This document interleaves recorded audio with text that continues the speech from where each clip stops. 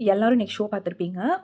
இன்னைக்கு வந்து அந்த ஹவுஸ் கட்டுற பிரிக்ஸ் வச்சு ஹவுஸ் ஃபார்ம் பண்ற டாஸ்க்ல வந்து அ ராணுவ வந்து கீழ விழுந்துருவாப்படி. எனக்கு வந்து இந்த இடத்துல யார் மேலயுமே தப்பு தெரியல. கேமுன்னு வரும்போது இப்படி இந்த மாரி அதுவும் ஃபிசிக்கல் கேமுன்னு வரும்போது ஒருத்தவங்களுக்கு ஒருத்தங்க இப்படி அடிச்சுக்குவாங்க, தள்ளி விட்டுக்குவாங்க, கல்ல புடுங்குவாங்க, கல்ல எடுக்க ட்ரை பண்ணுவாங்க. இப்படி தான் கண்டிப்பா நடக்கும்.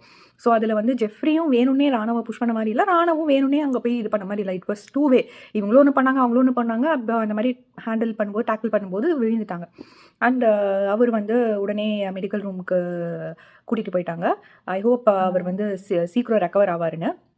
ஆனா, எனக்கு வந்து ஒரு கேம் பெர்ஸ்பெக்டிவ்ல வந்து 3 வாரம் அவர் இப்படியே கட்டு போட்டுட்டு இருக்கணும் அப்படின்னா வந்து இட் இஸ் வெரி அன்ஃபேர் அவர் வந்து உள்ள இருக்கிறது. அப்ப மித்த எல்லாத்தோட கேமும் ஸ்பாயில் ஆகும். அங்க மொத்த கேம் டைனமிக்ஸுமே ஸ்பாயில் ஆகும். ஸோ, அவர் வந்து ஒரு 2, 3 நாள்ல சரியாயிடுவாருன்னா ஓகே. அப்படி இல்லன்னா, அவரு பாவம் அந்த வீட்டுக்குள்ள இருந்து கஷ்டப்படுறதுக்கு வெளிய போனா அவங்க ஃபேமிலி சப்போர்ட்டோட இன்னும் ஸ்பீடா ரெக்கவர் ஆகலாம்.